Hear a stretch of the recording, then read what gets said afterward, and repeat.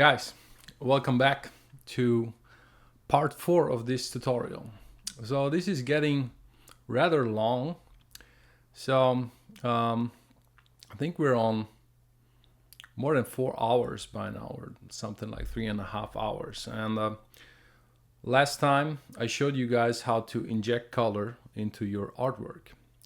Today we're going to do painting in color, and I'm going to show you my techniques, my tricks, what you can do. What is, like, a lot of stuff is optional when it comes to that, but also there's, as always, there's smart ways of doing stuff and there's not so good ways of doing stuff. I'm going to show you what to avoid and what to do instead, and yeah, a lot of the options. So this is already part 4, and in case you missed the other stuff, this is not going to be easy to get into, so I suggest you go back, watch some of that. Also, as always, I'm going to timestamp everything so you can find your way around the tutorial better. Hopefully this helps, because that means eventually we're going to have 4 or 5 parts of this tutorial, and then it's going to be hours of content. So you can just skip around and use this as a compendium via the timestamps. I think that will work just fine. So in case you want to see how did he do the clipping mask, overlay, a color injection again, that would be in part 3, and then you just find the timestamp and you're good to go. So without further ado, I'm going to grab a sip of water and let's go. Right, guys, so back in Photoshop. So this is where we left off. I injected some color in there. We did some painting. We did some different techniques to get to paint via selection, to paint with certain round brushes. Not so much yet of doing dedicated brushes, texture brushes, anything like that. We're going to be doing that today. So this is the foundation of the colored image. And what we had is we used certain techniques to inject the color. You can see that in last week's part 3. And then eventually I combined the layers. So about that, you don't have to combine layers. But if you do, it can help you with committing, because if you always have the possibility of going back to basically minute 1 of the painting, it's not going to help you. It's going to give you that false sense of security, and I think most likely you will not go back that far anyways. You will much rather start a new painting if that is the case. And if you're not happy with it, maybe do the whole process again. So that being said, let's see what we had here. Is an empty layer. So the sketch, I want to slowly get rid of that, because that was my game plan, which looked pretty much like this in the beginning. Tone it down quite a bit in terms of opacity so that I can see the painting better. But yeah, that is what the plan was, and then we had some plans for composition and for lighting. Right. So also we had a reference image. So this I want to slowly get rid of all of that, because what I'm doing now, I want to do a lot more of my own style and decisions going in there. Obviously, the sketch already, it needs to be a deviation from the source of inspiration, else there is not much reason to have the artwork at all, because obviously you want to create something new and not just redo something pre-existing. So therefore, let me quickly save this. Right, so you will now, for the first time, maybe ever, aside from making a point once or twice in the recent videos, you're gonna see me zoom in a little bit and start painting. So I will focus first on the main attraction. Well, let's not, yeah, the object is part of it, of course, but I'll focus on the building, on the architecture, on the surrounding, because that it will give me a certain level of detail. So this zoom factor is enough for me to paint. I don't really need anything more than that. In case you like to zoom in a lot, you'll still have the option to put the navigator. So in case you're drawing like this, you can still maintain overview through the navigator window, which is a pretty good idea in my opinion. But what I like is not to rely on it too much. So I will always have it up, but I'm just not zooming in very much. So this is what I'm doing all the work up until this point, and just now we can get a little bit closer. So now I'll check for some details, and now for the first time I will not be using just a round brush, because the round brush, it's fine.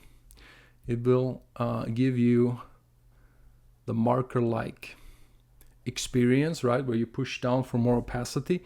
Other than that, it has no interesting texture going on. Also, because it's a round angle, if you were to draw something architecturally, you will always have a round edge, which is not really super helpful. So in this case, I'm using a more edgy brush. So you can see I like a brush like this to draw architecture, where you can just have edges to it that will help you emphasize on the hard-edged nature of the objects and of the environment. So going to be using mainly this for that purpose. So tuning down, sketch again, and then in a minute I think we'll get rid of the sketch entirely. So I've established most of the color that I want to be using.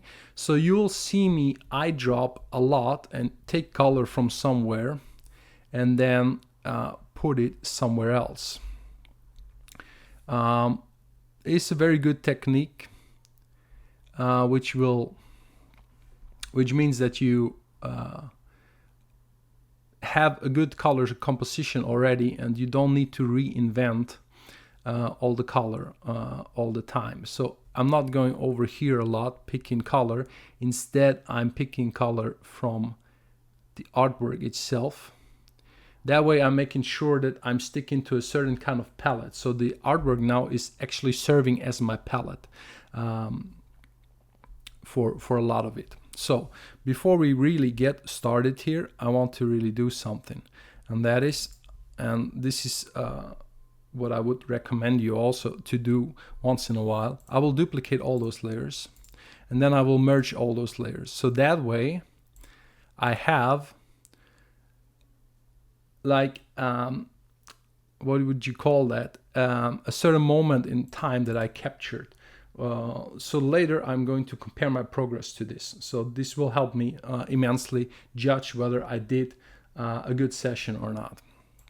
Just putting this on top here.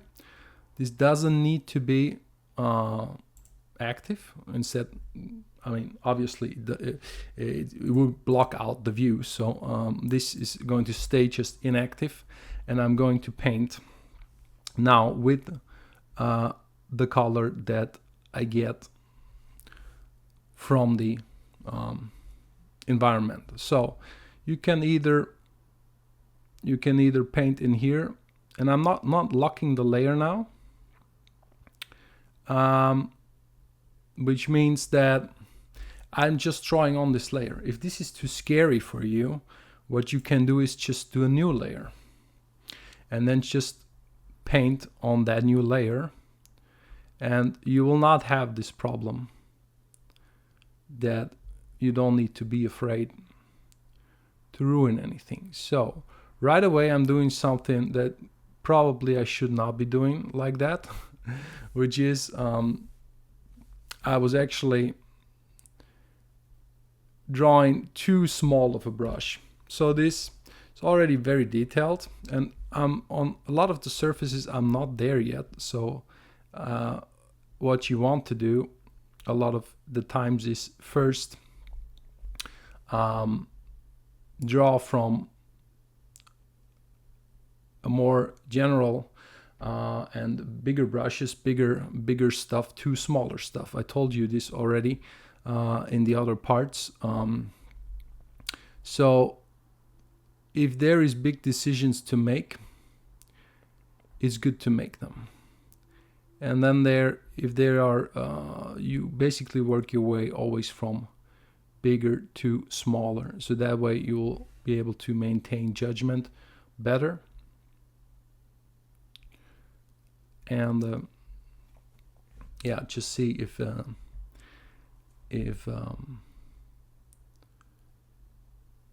your changes are big enough and meaningful enough to stick with them.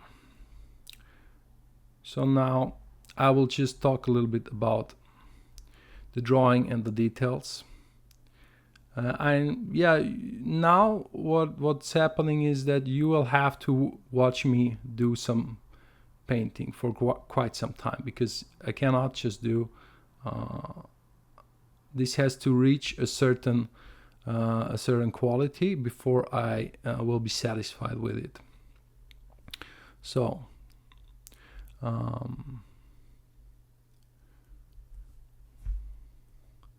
trying to see all of that stuff. I have the reminder where the light is coming from. It was this, remember? But at this point, it's pretty much established, and I can feel it looking at it. I don't need so much of looking it up again. So just switching between the layer I said I would draw on, and then I'm still drawing on the old layer again, which is that layer. So it's just a matter of security. If you feel insecure, just draw on a new layer. So I'll do this for some time and then get back to you, and we'll see then maybe some advantages and disadvantages of this technique. So I need some brighter detail for what is, I think, supposed to be metal up here.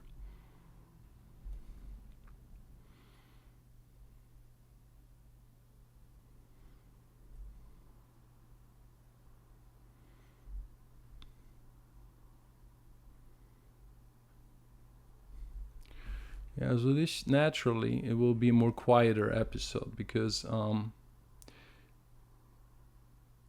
you need some focus and just some time now that you really want to advance the image. You cannot just do everything extremely fast. I mean, there's people who can do, but yeah, that's one way to do it. One way to do it in a video and talk at the same time. So yeah, if I get silent for some minutes, please forgive me. This is I think nobody ever gets used to this in that sense.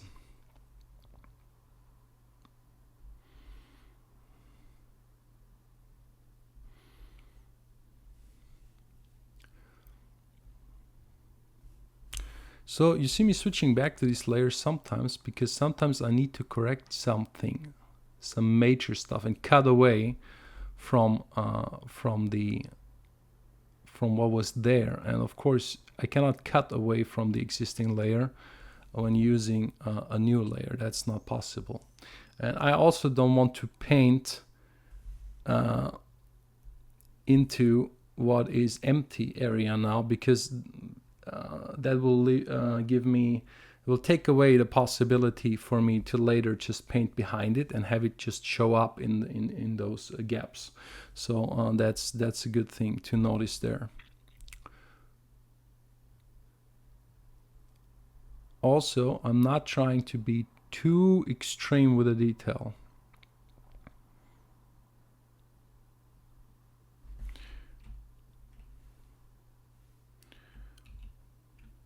Yeah, sometimes goes wrong. Have to readjust. Maybe perspective.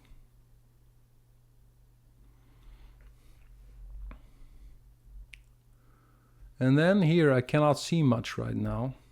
So in a minute I will have to get rid of the entire sketch. I really feel like that.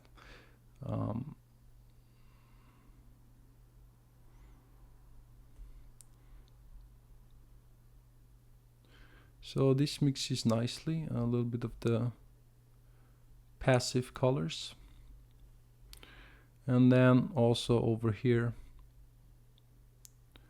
we have maybe some missing parts, need to be painted in. So I did a lot of the lasso painting in the last session, which is good, I like it. But of course you get a certain look to that because the lasso tool, it always has the hard edges to it.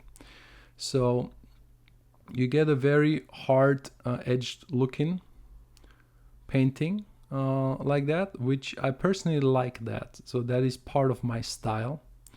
And it wasn't always. So I used to not do the lasso tool at all. But at one point, I really liked the idea of commitment that it gives you. So I use it more and more, and then at a certain point, you really incorporate the tools into your style. So that is something that you cannot force, needs to come naturally. Just letting you know, you don't need to use the lasso tool at all. Everything I showed you up to this point, you can do it with just brushes. Just brushwork, and yeah, might take you longer sometimes, and of course it will result in a slightly different look overall, but I think that's fine. There's no issue with that, because I'm not showing you this tutorial to force a look or a style on you. That's for you to decide. So the tutorial is should be perceived in a way that you can apply your own style to it. And I'm not talking about style a lot. I'm not suggesting, oh, you need to draw the grass, you always use this brush. You will never hear that from me, because I don't believe in that, and that is really it is a matter of preference and of style. And if you know the rules, then it doesn't matter what you use. So I tell this to students a lot. There is no brush that you just pick and it makes you better. It doesn't exist. You just need to know how to use the brush, and then have that brush integrate with your style somehow. So let's see.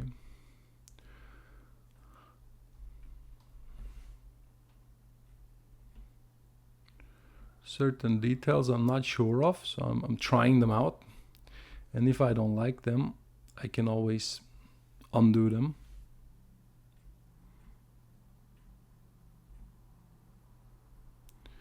And I'm trying not to be too perfect, and that is something that I only can recommend you to try to not be perfect, because a lot of people struggle with the idea of everything needs to be perfect, and hence they zoom into the image and try to do the perfect shape, the perfect edge always. But this will set you up for huge frustration, because you cannot keep this up. It's impossible. Imagine I'm zooming in, I'm doing every single leaf like that, like a real shape, like ultra detailed. It's not going to work. You will not be able to keep this up at all, and it will just frustrate you. So there's a strong that I would truly say is a bad idea.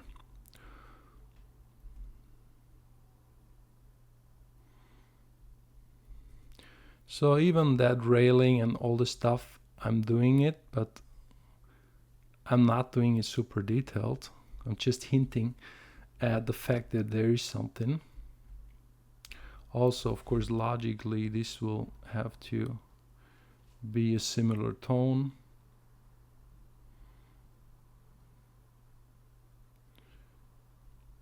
So there is a way of being imperfect that actually helps with the texture and with the expression of shapes, but you will need to learn that. There's not much I can really say on that. This is some of the really stylistic choices and experience that you need to just build up. And of course, as some other people of the industry suggested before, you have to just practice with your brush. There is no way around this. You can't just magically be good with a brush. Being good, what I mean by that is make great stylistic shapes with the brush, because the more you use the brush, the more you will understand what comes out when you use it. And when you understand, you can use it more intuitively. But this is only possible if you ever practice with it and get a feeling for it. Because without the feeling, it's really not going to work. So now I'm starting to see less and less of my changes, and that is because the sketch is still clocking up my view. So you see how much cleaner it gets when I remove it. So for now, I need to still see what I meant. So I need a reminder of some of the shapes. But as soon as I don't, I will get rid of that sketch. And this will happen pretty soon.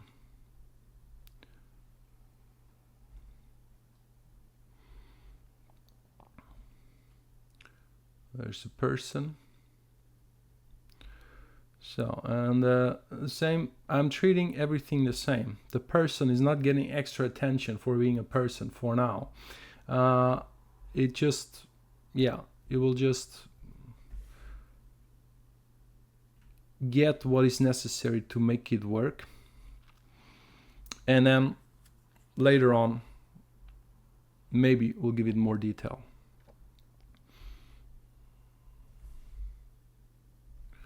So there's illumination going on here, of course.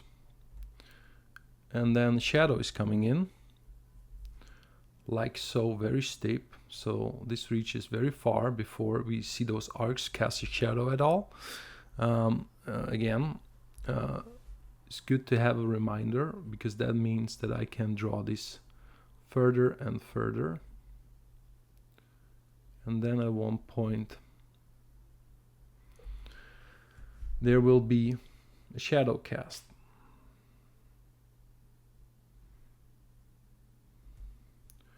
Same way here.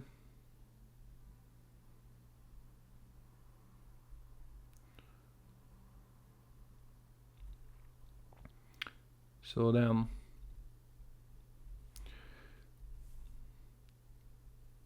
going back to bigger brushes, making bigger changes. I will always do this because I want the biggest brush possible. So because it gives me always the changes that are more immediate and very clear. I will now switch to a small brush very briefly, just because I feel like I want to do some of these branches here. But as soon as I'm done, you will see me switch back to something else. So maybe even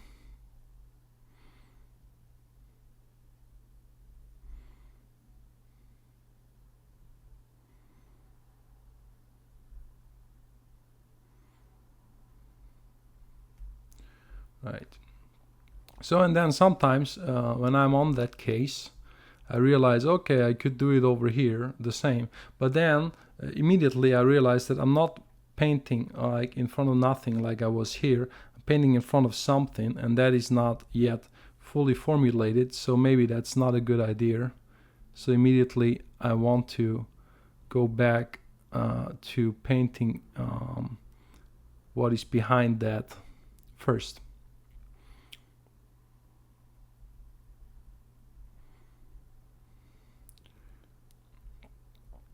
It's actually very hard to formulate every single thought that you have while painting, and because a lot of the times there's a certain feeling involved, and you just try to follow that. And this has a lot to do with experience, so you cannot just even always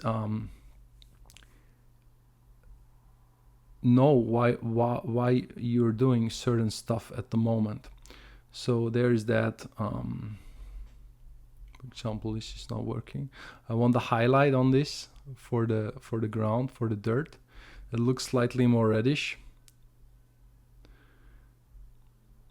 I was not getting it the way I want it. So now you can see it, that kind of works. And then once I have the tone, I take the tone again, just from here, continue painting, and then what's here is more in the shadow, so therefore will not give it the same color. And then I can try what happens if there's that thing is maybe illuminated to a certain point. It could be good, right? You have a little bit of light hitting this, and then but there's then shadow again, because remember, light source is coming from behind the scene and not from in front of the scene, so it would never hit here, right? So you get a nice little rim lighting for those objects over here. Maybe it's more round, it gets a little bit more, but then that will be it. So then I need to see if I'm doing the shape right. So I'm using this actually for the metal highlights now a lot, the sky color, because it's reflective and it's the brightest thing, and it will certainly be something like that. And if I need more, this is already pretty white, so that's fine. I can easily work with that. And then if I need a darker tone, I'm also taking it from around here, slowly building this, jumping back and forth to certain details, and other details I will maybe, why is this red? Yeah, well, this I have to evaluate this a little bit later. Maybe like this. And I'm not searching for the perfect stroke. So in case you've been thinking to yourself, oh, he's going back for the perfect stroke. No, I'm not going back for the perfect stroke. What I mean by that is doing this, redoing the stroke. I'm not looking for a perfect stroke. I'm looking for a nice stroke. But those are very different. I want a stroke that expresses a lot, but it's not about being perfect, being straight, or having the perfect edge. That's not what I'm looking for. I'm looking for an interesting stroke a lot of the times.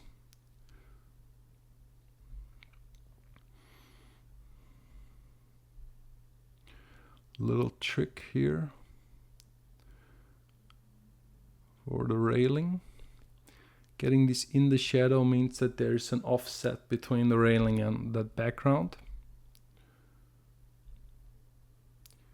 And guys, some of the stuff I will say, you will not immediately understand it. You need some experience for that too.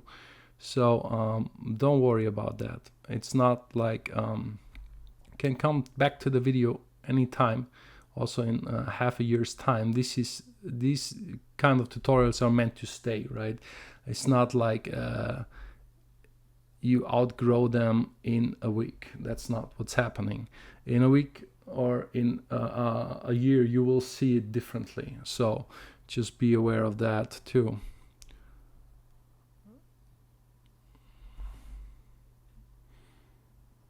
Yeah, the idea is good, but I want some highlight on here, even though it might or might not be possible. Sometimes in painting we're bending reality, and that's how it goes. So I could have this shape over here, would look something like this maybe, or like this. See if that's a good idea though. Maybe it is. Let's see later, and then you can correct something over here.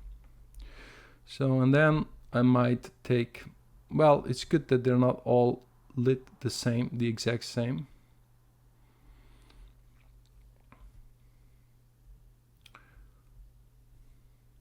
And then maybe I need some darker blues into some of these reflections.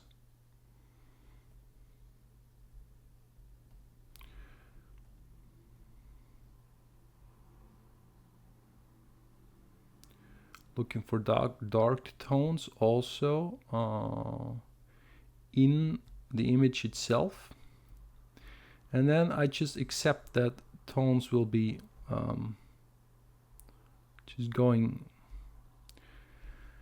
dimming down and connecting, and basically, how do you say that again? Grouping, right? Tone grouping, that's a big thing. You want to do it on purpose, because else what is your alternative? You have to zoom in and separate all the things that there could possibly be there, which you cannot do. This is not a 3D program, so you have to just accept that detail will just combine to a mesh on some zoom level, or on some instances where it cannot be expressed, and it's also not worth expressing. And even it's better not to express it everywhere. So if I was to express every leaf over here in the corner, that doesn't help me. It's rather a distraction instead, and it will do the opposite of what I want. It will, people maybe look there because there's awkwardly much detail in that corner, and that's not helping you. So yeah, I'll not do that, and I don't recommend you do that. You do any of that. Sometimes we counter paint a little bit, like so. So the brush is not completely opaque. I can still, it's like 50-50. Much like the round brush that I showed you before. So I get more opacity also from this brush by pushing down harder. So that's really a good thing to always have when you're painting intuitively, I feel. And then, yeah, there's that. Those plants, overgrowth stuff. And then once in a while, you have to see we actually did something good. I'll show you in a bit what I mean by that. So yeah, as we're painting this building needs the most detail. I think this is what makes stuff interesting. So I'm doing a little bit of a sci-fi-ish version of those, like more retro architecture, which is always interesting to me. I like that stuff a lot. I could have been an architect, I feel. Maybe in a different life. So, let's see.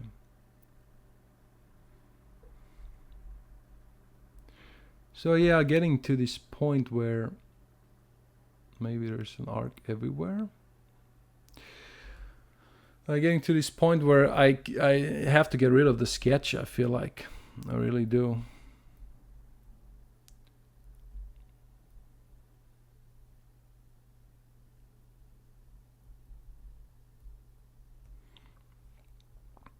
But as of now, I still find stuff that I did not express, like this railing. And then I feel, okay, so this I still need to do some of it before I can really get rid of the sketch entirely. And of course I can bring the sketch back when I'm doing some of the ship's details later on, so there's always that.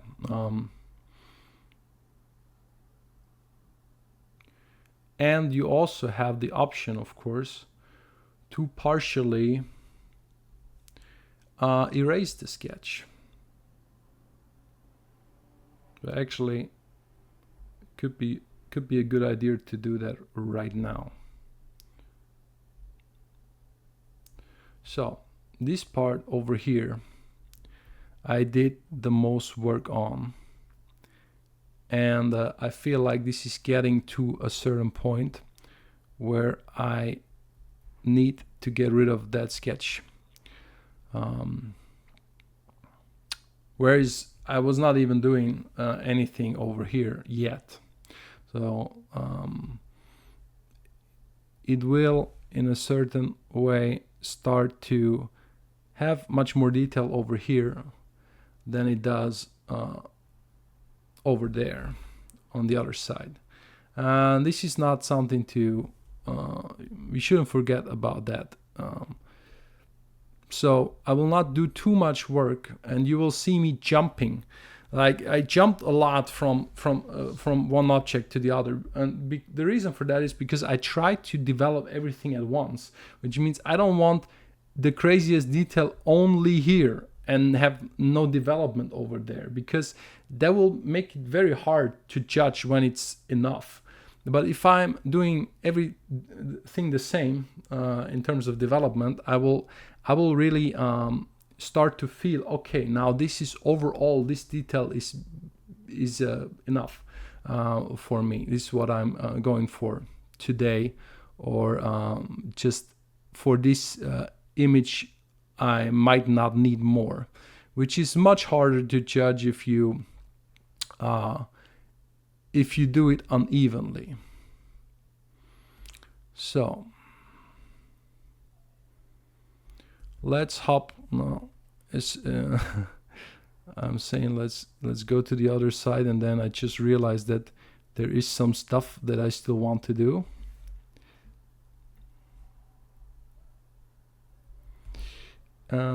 And it's a good thing. If you know what to do, do it. If you see something that needs improvement, do it. Of course, you have to ask yourself once in a while, is it the right judgment? Am I correct about this? But generally speaking, it's good if you have an idea what to improve. That's good. It's much better than to sit in front of the piece and say, I don't know what to do, right? What should I improve? I don't know if this is good or not. Does it need more? Or is the whole thing just not good, and that's why I'm not satisfied? So there's all of this mindfuckery going on with art, that if you don't have it, that's first of all, that's a very good thing. And you should be just, if you know what to do, just continue doing it. That's what I would always suggest.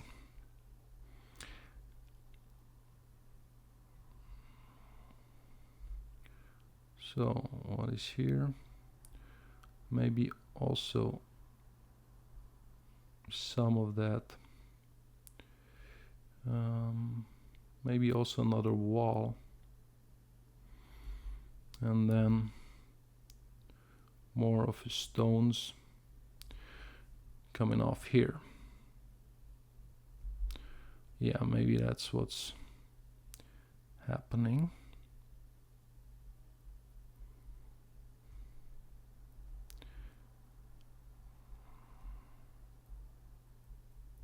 All right, so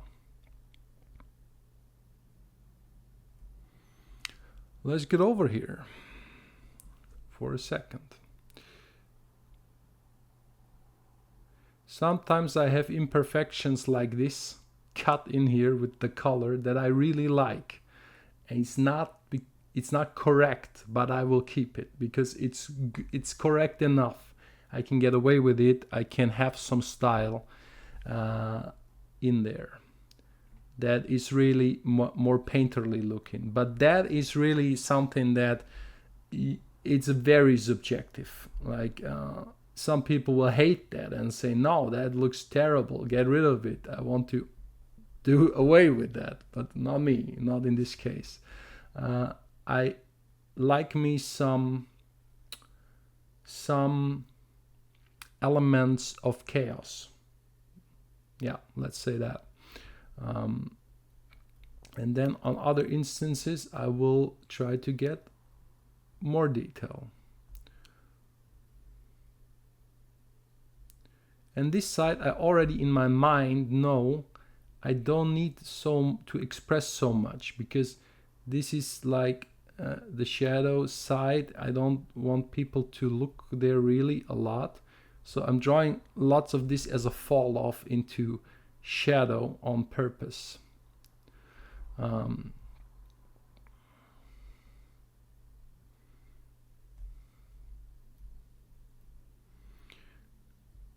Yeah, there's an exception where just the brush makes an awkward shape. I have to break it up to make this look a little bit more natural.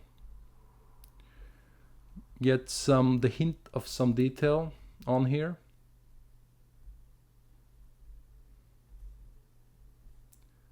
Which is a lot of times what you're doing in painting, is really you're hinting at something that is not even fully there.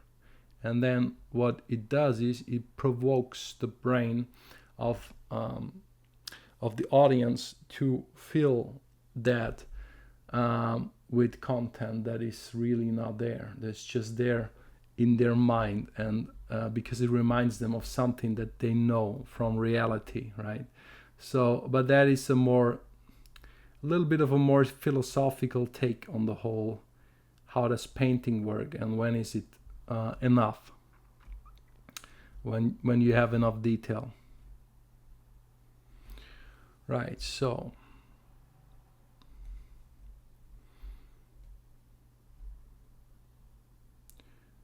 need some contrast in here to really make some of those rocks pop.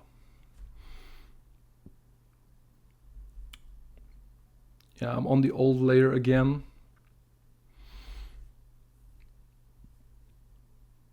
So yeah.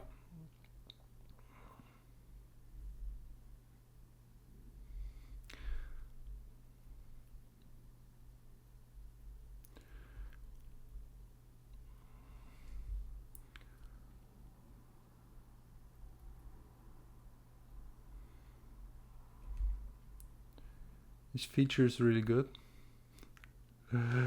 The color wheel feature, it has not been in Photoshop forever. Fun little fact for you. And it's really, when they introduced it, I don't know, it must be like decades ago, but it's really nice that you can see what you get if you pick up the color.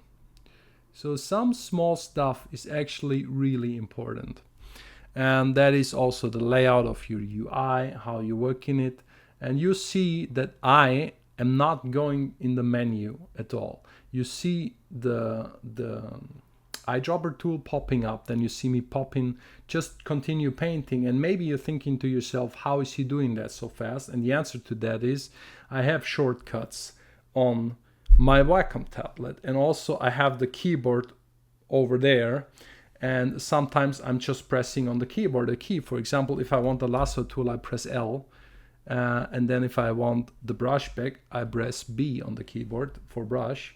And that you can also bind it to your Wacom tablet, of course. So be aware that there is, it's good to make life easy in terms of handling the UI because you're here to paint. You're not here to navigate the menu. That is something that it seems very trivial, but people forget. People do go into the menu a lot, and they treat the whole program like an editor. But we're not editing artwork here. We're painting art. We're creating art, right? So it's not. I think it's not a good thing to have this approach of I need to treat everything like it was an editing shapes and editing 3D stuff. That's really, if you like that, then maybe you should not be painting. And I don't mean that like being mean or anything. That's just a reality. If you want to paint, then you have to do it for the advantages that painting bring, and not to emulate another medium. That's not helpful, I feel.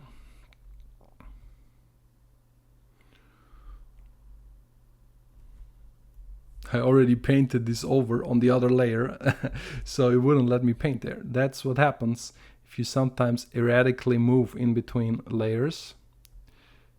So, yeah.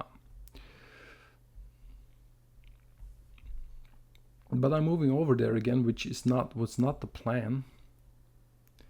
I want this tree, and then I'm getting more detail as I'm going towards the middle. That is the plan right now. The feeling that you can see something through there.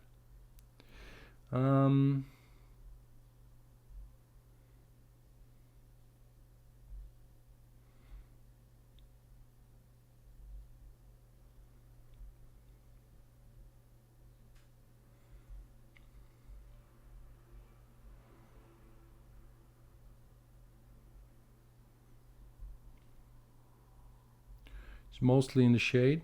We already established that.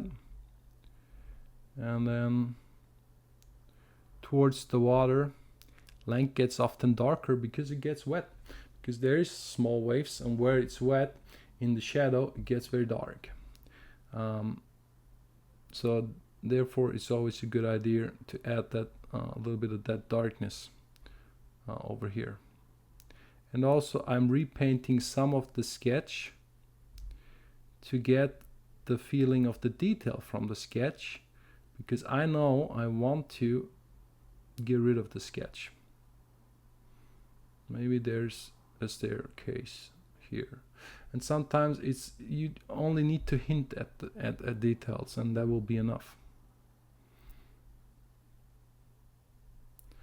And maybe I need a slightly, sometimes I know I need just a little bit more brightness to that same color. I will quickly get it. But most of the time you saw me just taking the color from there, from inside the image. No, this was good. This was good, but now there's something going on here which is not respecting perspective enough. Right? So yeah, quick fix for that. And then maybe a light part again, coming out from the shadows. So just like that, could make sense.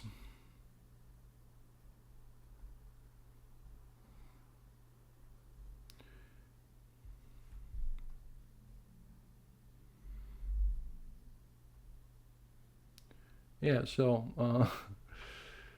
really the more chill tutorial, the more it progresses, but I hope you can appreciate that as well. That's just how painting is. You need time to paint, and I am no magician. I'm very sad to say.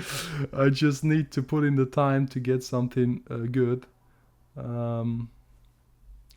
And do some experimentation. And mind you, maybe some of you might think, okay, that's they're still all pretty fast, and how are you so intuitive? This is because first I did it a lot, and then secondly, um, I'm not doing 100% of what I can do in this tutorial. Obviously, that will just take way too much time. I will need 5 more hours of silent painting to bring my best, and that's not what this is about, because you want to do your own stuff eventually. So, but it will be enough for you guys to understand why you do things a certain way, which is really what the tutorial is all about. It's not about being perfect.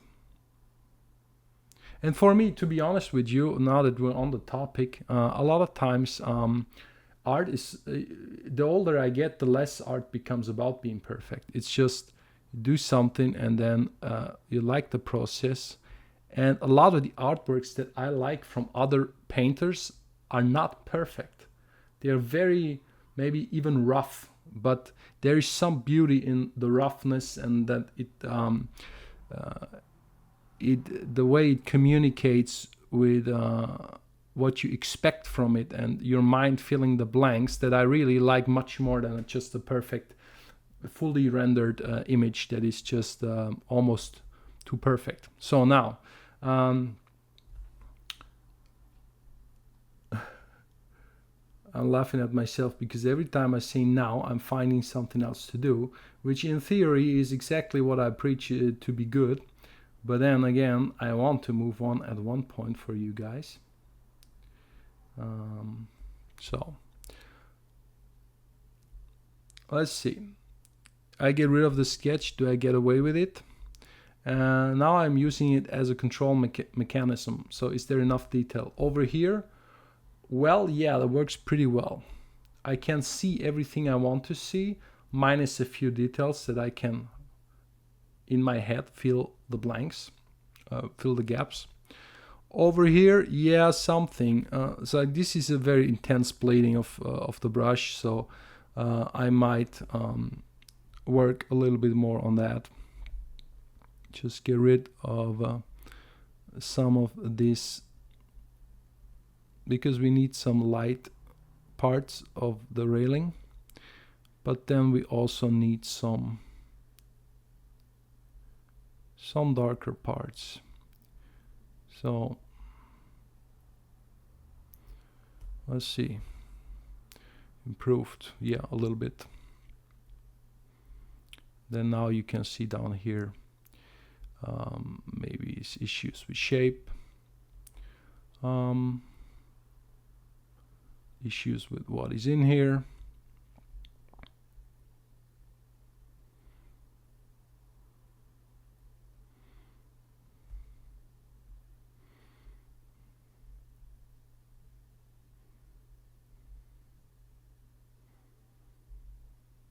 Like this illumination, bring it a little bit more, maybe even bring it up here.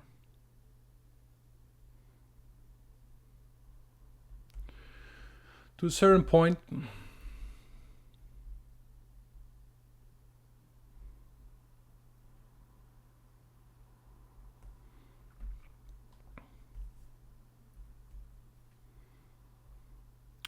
now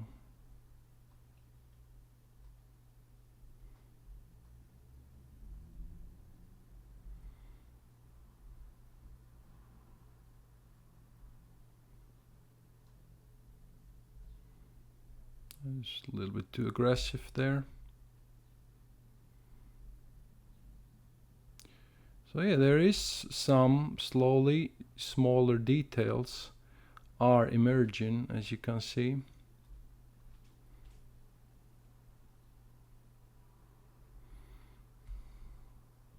Person no longer looks like a person, really. Maybe a person got some longer clothes on. We'll see about that later. And then let's see what else is there. or not there yet.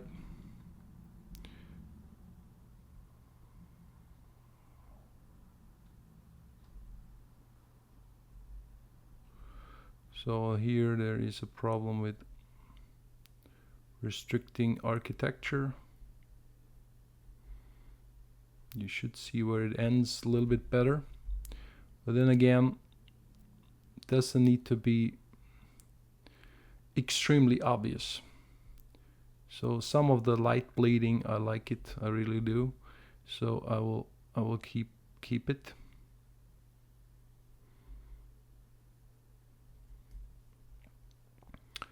And then here the same. Sometimes we just need a little bit of an insertion to sell the idea of a little bit more architectural finesse over there. I took the wrong color. So this is starting to look okay. Starting to look, yeah, very possible.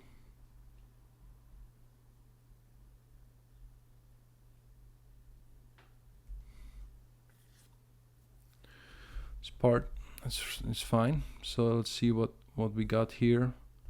Here we're now getting into the water. Here's some of the railing that I just didn't do anything. So here even the brush can be bigger. A lot of times it's a solution to make the brush bigger. And then sometimes people are confused and they think, how do you come up with this shape now for the railing? What is that?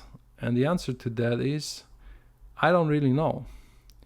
It's a complicated railing and therefore it's erratic, and that's all that matters, and it needs to sell from a distance. That's it. You can try to think of a pattern that you put into the railing, but I'm telling you, it will take you 2 more hours and then you will not have a better image. That's just the reality of it a lot of times. So yeah, you need to learn in a way that it's not what to design and what to not to design, because you can design every little statue, but it's really not, you're not on that level of scale of operation. That is not a purpose. And whether it is the purpose or not, that depends on your assignment, or if you're just doing it for yourself, whether you think on your decision, right? But you have to be able to make decisions about things like that, because else you will just not be able to continue the painting. Because now, if I don't solve the very simple railing question, you know what I'm getting at, right? So then forever it will bother me, or I will have to design it and redesign because I'm not happy, and so on and so forth, and it will take forever. So you can't really do that. There's not an option at a certain point. It's just not possible to do. And then you need to decide not to do it, stick to the decision, and not feel bad about it. So there's a lot of that going on. Just a little bit of dark on the tree.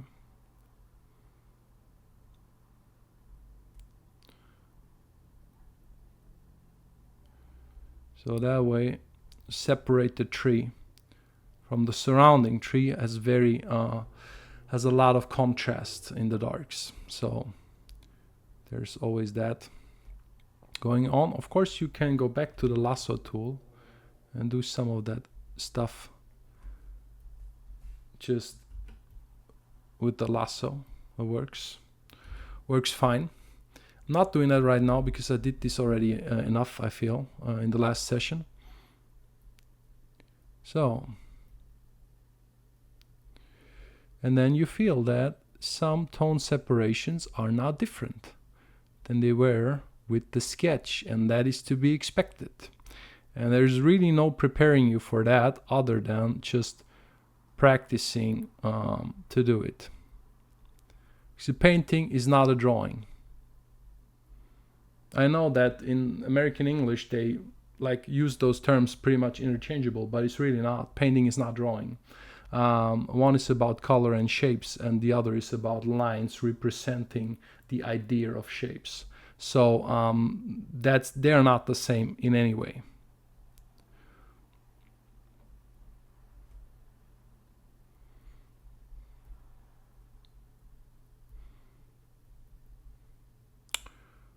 Respect the time just a little bit. Maybe we need another session for this. In fact, I think we do, because this is fun. And I hope you like it. I hope you like to watch me rambling and painting. But yeah, we need another part for this, because now we're getting more into the meta of painting and all of that. So yeah, definitely will not stop on this part, because there's something that I can show you only once we have a certain quality in here, and that is about post-processing and blending atmosphere and doing some artificial lighting, and that I really don't want to just go over it too quickly, because it's really interesting, I think. And if I'm doing this tutorial, I feel like I'm going all the way, be better, more satisfactory, especially if you later come back to it. You feel like you got more of a complete compendium to look up stuff. So yeah.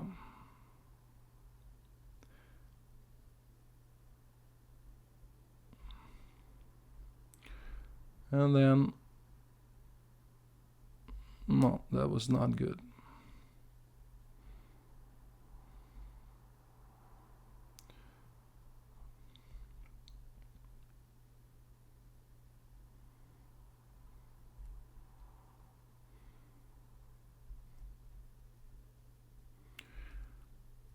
Right.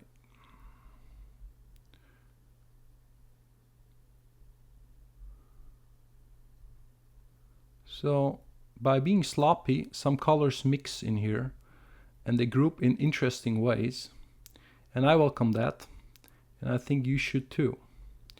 Again, trying to be perfect is not helping you all too much, because you will not be perfect, and then it will also make your stuff much more boring, I feel.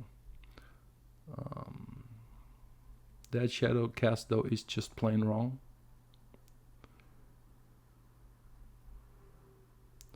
So we have to respect that also.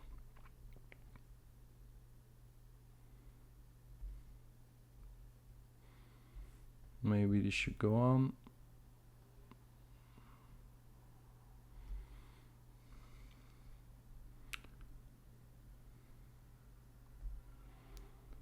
And then this can actually be more rough back there. That's fine. Also, I'm trying to vary tones between like blues and greens, to have it a little bit more natural, more organic feeling to it. And where I can get away with a simple detail that just looks good by accident, I will just leave that. And I think that's a great secret that people do not tell you, is that a lot of great painters, what is a good example of that? Maybe, yeah, Sparth. His painting is, he's creating good accidents, man. He will even tell you that, I think. So yeah, he's looking for those juicy, nice accidents that just look amazing, just looked like the intention of a brush stroke to create some elusive detail and stuff like that, which is not to say it is easy. It's not easy, obviously, because if it was, everybody would just be as good as him. But yeah, it's not easy, but it's a way of thinking about your artwork. It's just creating nice accidents, and you cannot create nice accidents by being perfect. So there's that again for you. Being perfect, it will hinder you in any way. In, I should say, every way, right? So, did we do something good today, is the question. I think so. I can even do smaller detail, right? Like here. And then there's parts where I don't need to do as much detail at all. For example, this fall off here in the corner, this came out pretty nice, and I'm just leaving it like this. Just cracking some detail maybe here where I want to hint at it again, and then that is pretty much done, I think. This is also good stuff that happens over here. I like it. Now this is a little bit tricky, because we need some lighting on that rail for sure, going up there. That's, I think, is pretty important. And then maybe we want to repeat that here, but also at the same time, maybe there's coming up from here. We don't know exactly that distance, so if it's possible or not, I'm not fully sure, but I'm willing to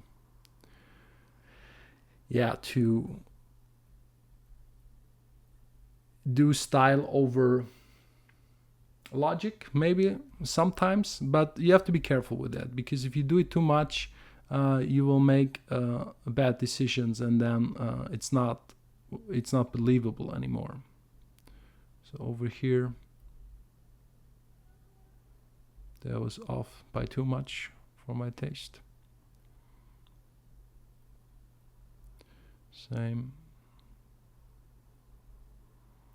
Get the darks from here, they really work pretty well. From here too, maybe that is just a little bit too much of illumination.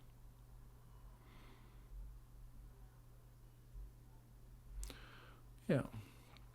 Also, the more detail you have, the more you need to explain everything to people. So that's also a huge problem, because the detail will hold you hostage, basically. Then you have to get everything right. So there's a balcony here, which I did not address enough. This may be looking like so. Right.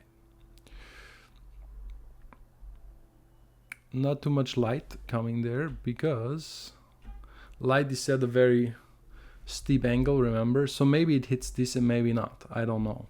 And maybe it's just passively lit, which I think maybe would be the better option. We just tone it down with a soft brush. So yeah. So on and so forth. There's tons of stuff I can still do here. Just continue a little bit. For example, feel like this stuff can really come up. Maybe we hint at individual tiles. I don't know if that's a good idea. Maybe that's too much of a good thing. Could be.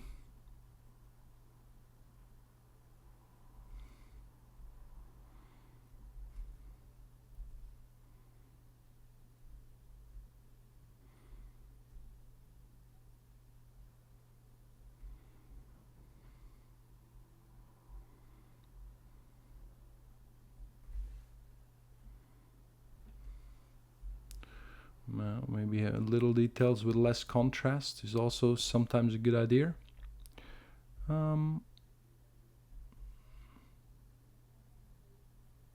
Yeah, now that there is no sketch, you can see that here you want some dark here. You want some dark stuff.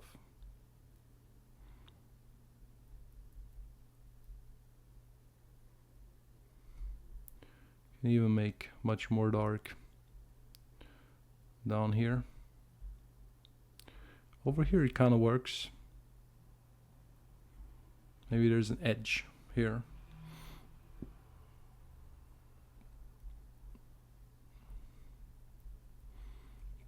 This works. This is okay. This rock is not really okay as of right now. You want a little bit more detail.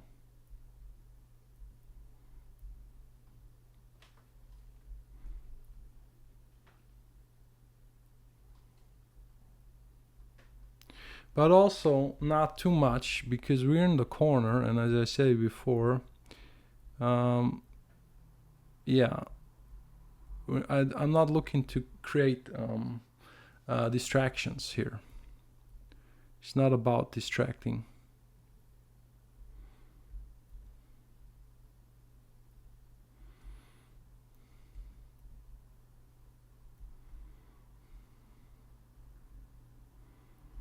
Maybe here we have some more of that going on.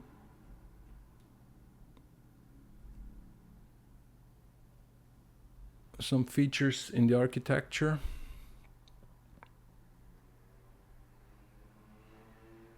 Some cracks just go a little bit more detailed every time.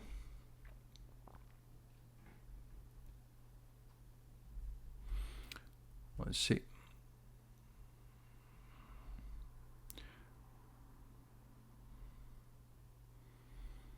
I have to represent this over here, so it makes sense.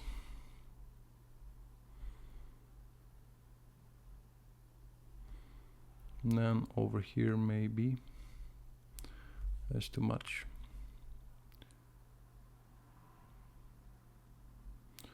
Yeah, well,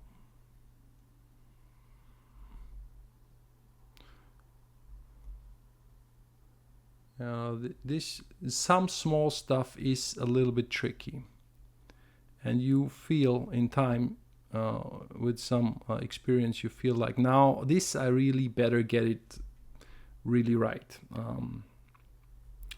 And I think I did the same opposite of what I should do. So yeah, this is, let me think about this for a second. Yeah, a little bit too much here, but yeah, doesn't matter in the grand scale of things too much. And then also I did this in the beginning, this a little bit too much. Tone this down into the shadow more. I like this erratic stuff here in the middle. Now we're really we're talking detail.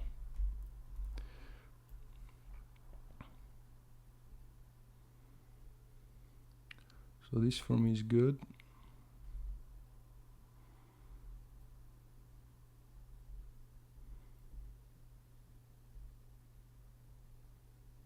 Maybe like that. Maybe here we bring a little bit of the detail out. So, so let's see just for a second what we did here, what we achieved so far, because that's sometimes good to see. So now get ready to be shocked. We came from this and we went to this. So now there's the question for you guys. not only the entire thing. So, and what should happen is you should have now a better version of what we had before. If it's not better, it should be like a slightly more resolution, like you just have a higher resolution on the same image slightly in terms of detail. It should be overall developed overall, and you should be able to see more stuff going on and create even more of the illusion of detail. So that's basically what we're doing in this session today. So, but with that, I'm going to leave you for today. We just did some painting in color, and yeah, there's a little bit more to be done. So the ship now really looks underdeveloped in comparison to everything else. Then we need to address a little bit of the water, a little bit of the mountain, and then I think we're good to go.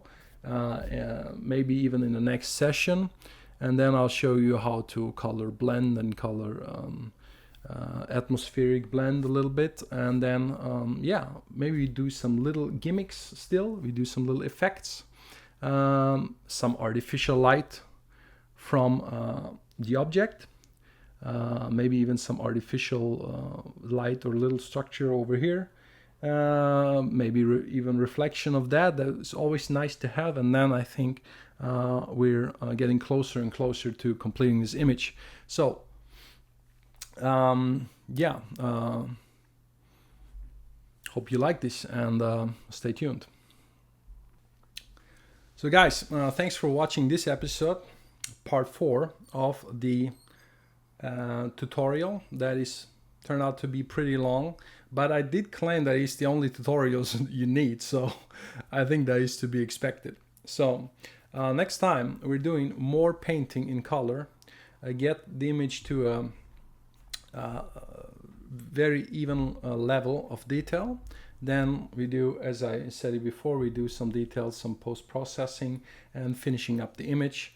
If you have any questions, pop them down below. You want to follow me on Instagram, everything is down below. Appreciate you subscribe to the channel, and also, yeah, stay tuned. Cheers.